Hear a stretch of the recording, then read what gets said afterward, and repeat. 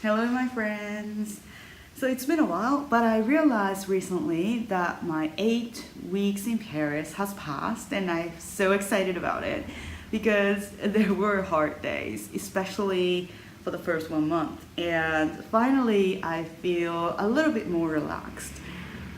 So if I ask myself back in the corporate days, I would tell myself that, oh, you're not working and you're in Paris. I mean, you're outside of Japan and you're enjoying the great food here. What's disappointing thing you have, right?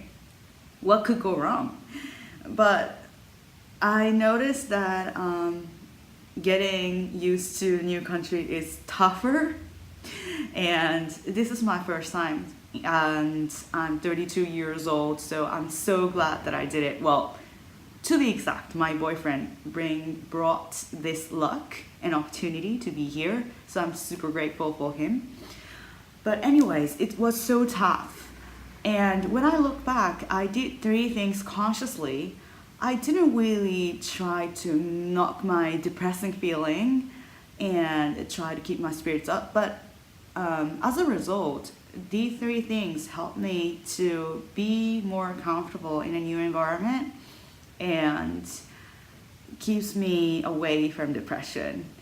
Well, there are days that I don't want to listen to French language anymore, but that's another story. So I have three things. One thing is yoga. So I'm not saying I'm a yoga professional or I upload a beautiful sexy photos on Instagram or Facebook or any kinds of SNS. I'm not like that. My body is so stiff. And actually, I feel really bad about that. I have been feeling bad about that since when I was a child because in a PE class, I'm so stiff. I'm so not good at sports. And I'm so embarrassed.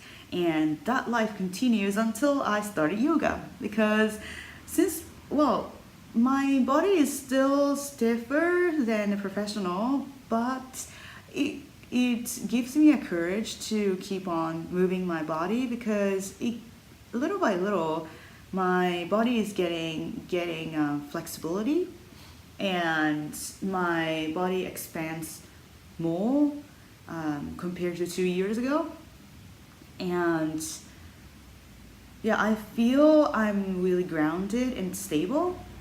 So that kind of little by little confidence and little by little calmness and focusing on your breath, focusing on your movements, focusing on what's going on in your body give me the sense of groundness and peacefulness. So even if my mind is so busy doing yoga, at the end of the practice, it will be a little bit more calmer. And sometimes this is an interesting and fantastic part. You feel that your solution comes up from your bottom of your heart while you're doing yoga. Like, why don't you write this thing in a blog? Or why don't you update this content on a YouTube video? Or in order for you to be more happy, why don't you just try coloring for 1 hour or something? So that kind of inner voice gives me a direction and it's super helpful. And I've never believed that this could happen. So yoga is the best thing that work gave me. So the second thing is watching a motivational YouTube video. So self-help things. The top video in my life is Tom Bilyeu's Impact Theory. So I love Tom's character. He's such a good listener and he really respects the guests and the guests feel it because literally Tom won't speak while the guest is speaking and Tom won't try to overwrite some things people said, or we call it mounting in Japanese, try to be greater than the guest. He won't never do that. He respects the guest and guests feel it and that will make the guest comfortable. And yeah, and of course what the guests are saying they're successful people, they experienced ups and downs, and that helped me a lot because that makes me feel like my worry or concerns are such a small things, and I have to be more open to the challenge, be more open to looking at my life in a big picture, because you never know, after 6 months or 1 year or 1.5 year, I might feel like I'm getting something, or I might feel like I'm getting a new business ideas, and I might find a way to not get back to the corporate world. So that Tom Bilyeu's impact theory gives me the courage and the space to feel more relaxed, but at the same time feel more motivated, more excited about your life, right? And I keep on saying, don't you worry about the small stuff you're experiencing right now.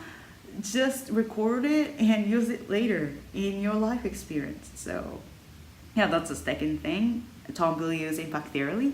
And the third thing is, oh my gosh, I forgot. So that means third thing is not really, what doesn't really matter. That's what I'm starting to think about right now. Yeah. I think I could say journaling. I think I could say, oh yeah, I remember. So speaking of journaling, wake up early. Wake up early and do the journaling. That's, I think, I wanted to say. Because, well, if you're not working, you might feel like, oh, you have tons of time. You feel like, oh, it seems like your weekends never ends, right?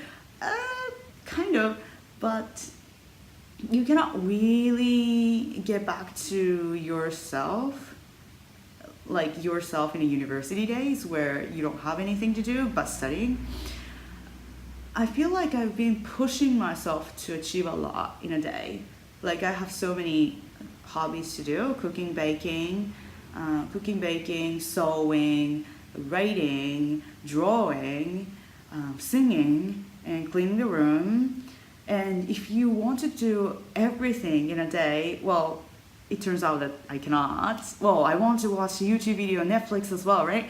So I try to wake up at 6:30. I tried 5 back in Japan, but I failed. I need 6 or 7 hours of sleep. So instead I wake up at 6:30, and if I'm so up, I get up and do yoga immediately and do the journaling.